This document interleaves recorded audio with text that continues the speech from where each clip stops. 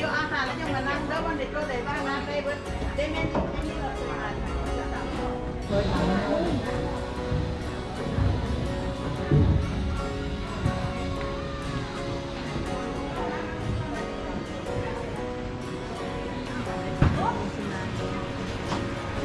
อันนี้เป็น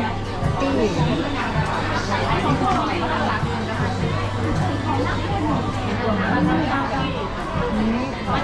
นตัวนี้กินข้าวด้วยเดี๋ยวถ่ายให้เดี๋ยวเขาถ่ายวิดีโอก่อนจากนั้น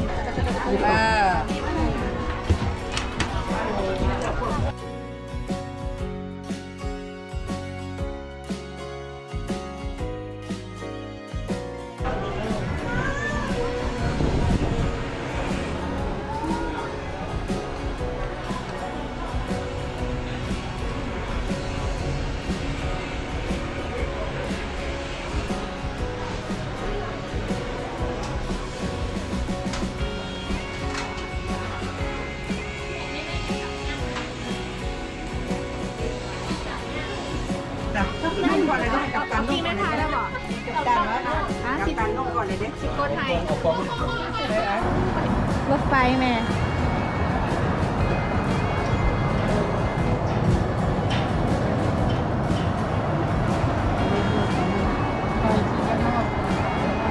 ยืนให้ยืนทางกลางนะเดี๋ยวไม่เสียวใจ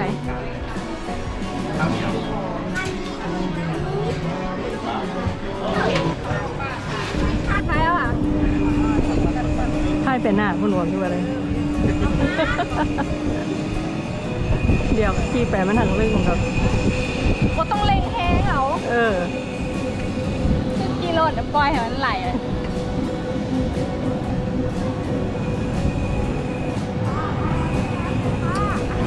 วิดีโอ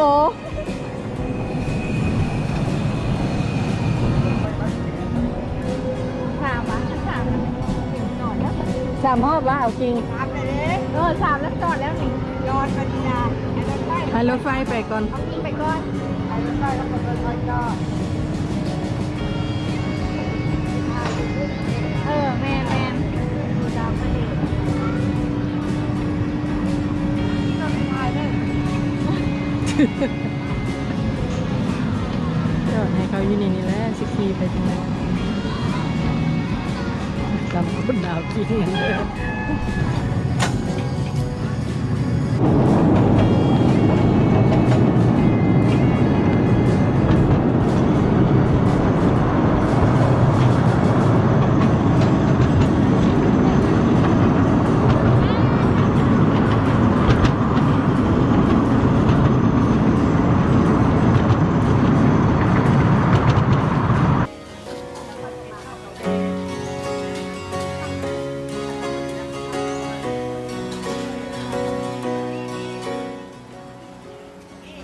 ตอนนี้คือมาเรียนคิว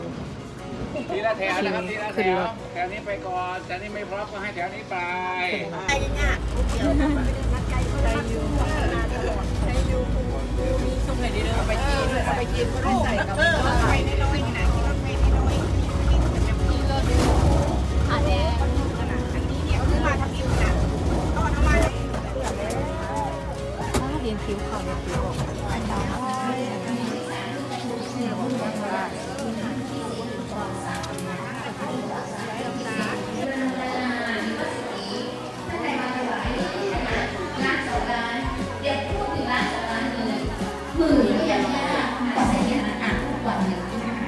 ว่ามีสายบุญที่มาทำบุญนี้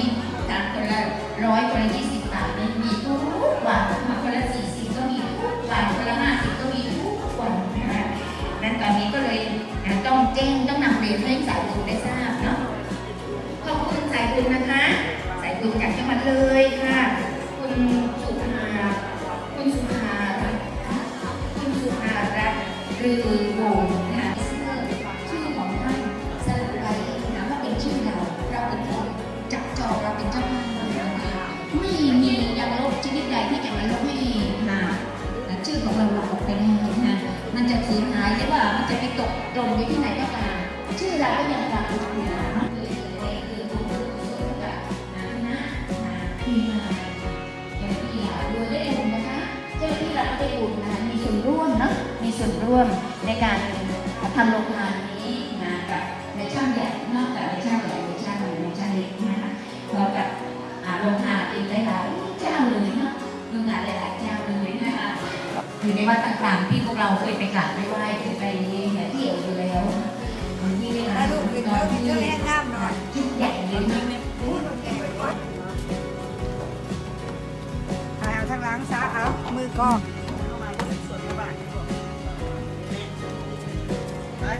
ไปแล้วเราไปจะไปเอาเข้าบ้านเดี๋ยวไปออกเลยเนาะ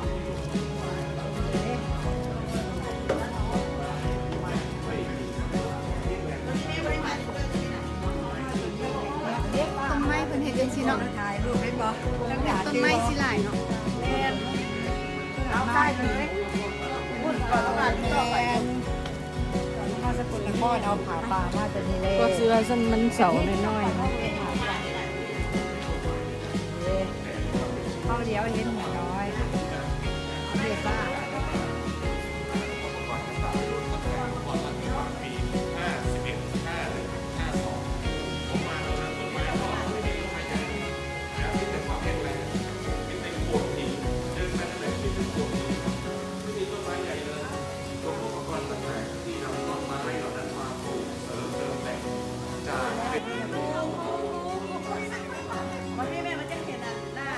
แต่ว่าท่านได้มีโอกาสได้มาสร้างบุญสร้างบารมี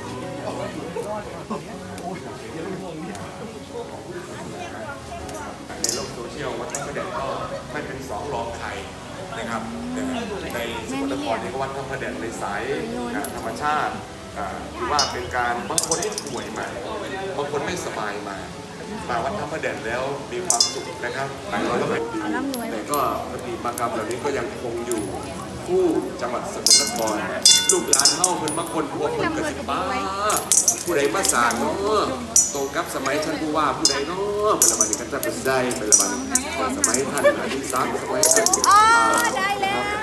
ผู้ว่าคนนั้นคนนี้ได้ก็ยังบ่เข้าหลายคนจะว่าเข้าแล้วก็ยังเด็ดมีความหัดหลายแต่อยากมีความร่ำรวยนะแต่ร่ำรวยไม่ได้ช่วยวัดวาอารามตลอดท่านธีรพรนะครับในอำเภอ นี่มันห้อยพระบาทแต่ว่าแต่สิเนียมบาทความหักถูกหวยเลื่อนตำแหน่งร่ำรวยอย่างนี้เนาะเพื่อให้คนมาโยนเหรียญ เดียวมาตลอดเขาก็พยายามหลายเติบกับความหักเนาะจะได้น้องเขาต่ำว่า แต่ท่านเป็น หรือว่าเอาความคิดดีป่ะ ไม่ใหม่เลยนะผม ประเทศทางลงอีกครั้งหนึ่งเนาะ ถ้าลงทางมันเป็นเก่าใหญ่ถ้าลงทางเนี่ยเดี๋ยวเขาของหน้า โอเคปะ ซึ่งของอันเป็นผู้อาศัยทาง อุ้ยเซนี่ก็ได้เซนี่ง่ายที่สุด จำได้เป็นโน้ตหนูกับโน้ตหนู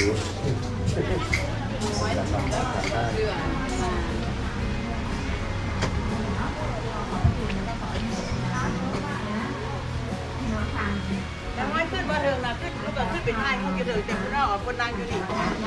ให้เอากิ้งอีไปน้ แต่ว่าสองคนเพิ่มเด้อลูกเด้อยายมันกายเด้อไปลูก มาแล้วก็ต้องขึ้นเบิ่งให้มันสุดก็เย็นดีเลยสุดเลยล่ะ นาบุญ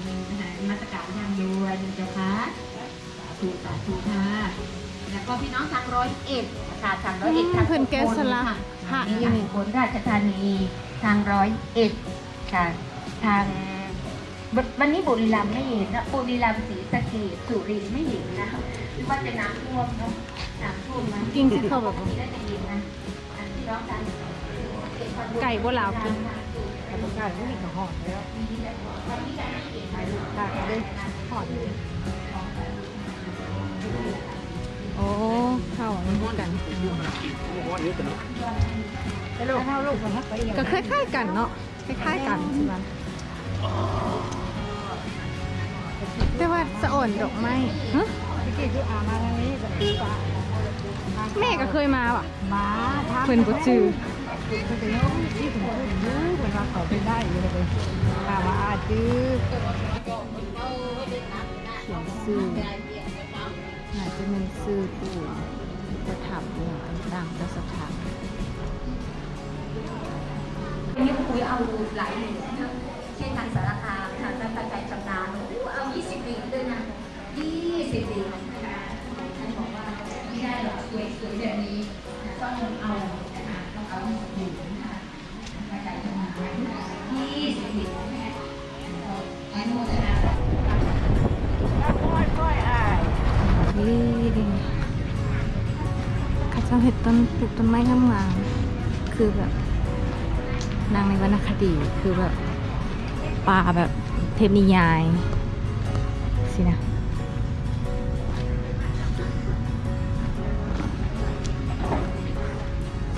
สวยๆ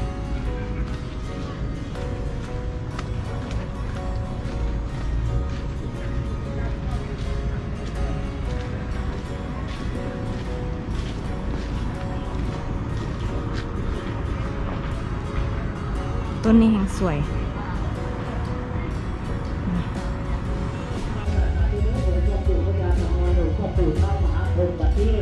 น้ำจากรัตนาเกิดยามที่จะมีองค์พ่อปู่พระยาตะวันองค์พ่อปู่พระมหาพรหมที่ผู้ขาที่คุณที่เดียวใจลงเกิดเป็นหน้าที่เรา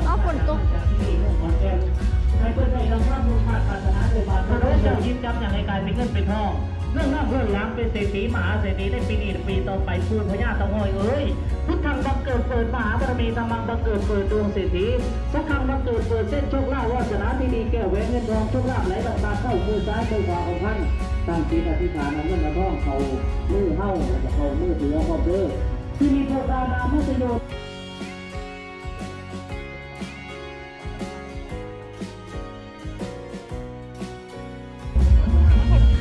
ทำเมื่อนี้อาจารย์มาคนเดียวก็เลยต้องเข่าแถวเพื่อนเพราะว่าเพื่อนเป็นคนรอบมอบเหรียญน้ำมนต์ก็เลยอยากให้พี่น้องได้นะ ความละเอียดความงดงามนะ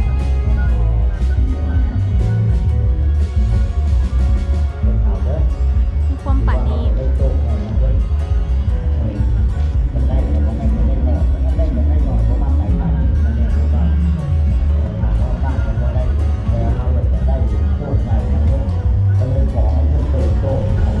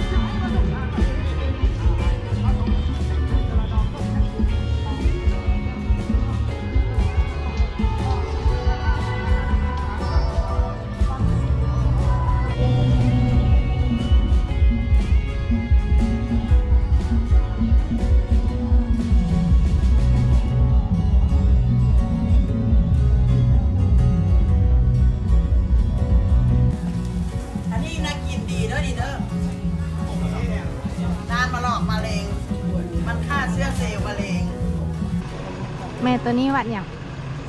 อย่างก็เซิงซุ่มบ่เซิงซุ่ม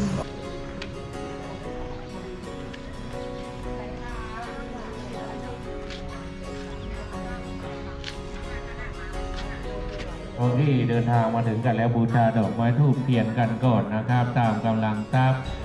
ตอนนี้คือบูชาดอกไม้แล้วแต่สิ เดินนะครับพี่น้องที่เดินทางมาถึงกันนะครับภายในสถานที่พระแดงเราก็ทำตามกฎธรรมเนียมประเพณีการในเพื่อการบูชาดอกไม้ธูปเทียนเพื่อสักการะบูชาอันเป็นของอภิบูชากันก่อนนะครับคนมาทุกคนมาก็การนั่งเดินปัจจัยหลวงปู่แล้วก็ถึงได้เลยสำหรับท่านที่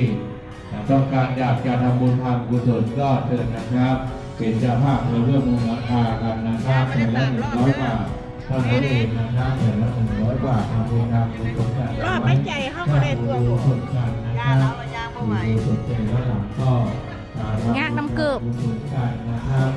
เช่นที่นามสกุลวันแม่แล้วค่อยเอาเงินมาทำบุญที่หลังนะครับดูพระธาตุพระธรรมกายอยู่ตรงนี้นะครับ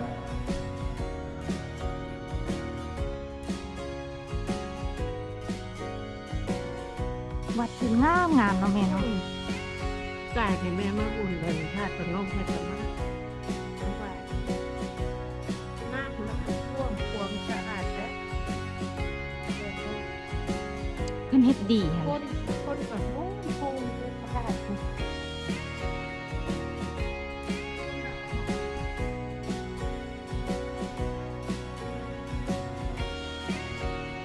ถูกมากค่ะ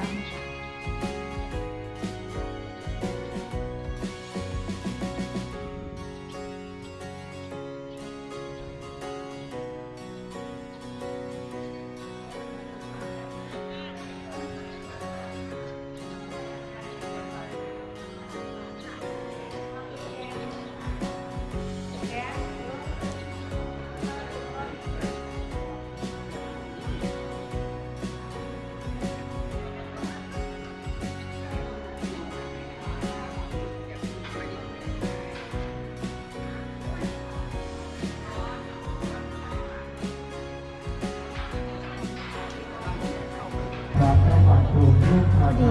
แต่ต้องใส่แสงอันนั้นเหลื่อมยิ้มย่ำยิ้มย่ำแล้วเป็นเอฟเฟคชั่นงาม อุดรธานีนะครับได้มาทำบุญเปิดดวงเปิดโลกเปิดลาภเปิดว่าสนาสืบชะตาชีวิตมาดอกก็วันเพราะเดือนเพราะปีแก้กรรมแก้เวรสัพพะทุกข์สัพพะโศกสัพพะโรคสัพพะภัยสัพพะเคราะห์สัพพะกันในจงได้อันตรธานหาไม่ไปนะครับด้วยบุญกุศลที่ได้ทำกันในวันนี้จงได้เป็นที่ประจักษ์แจ้งผู้แห่งบุญจงทำเป็นแก่ญาติมิตรในโลกที่เวียนวนตายเกิดกำเนิดมาสัพพะแบบร่วงหน้าเลยพาครับจงประจักษ์ในบุญโลกที่ได้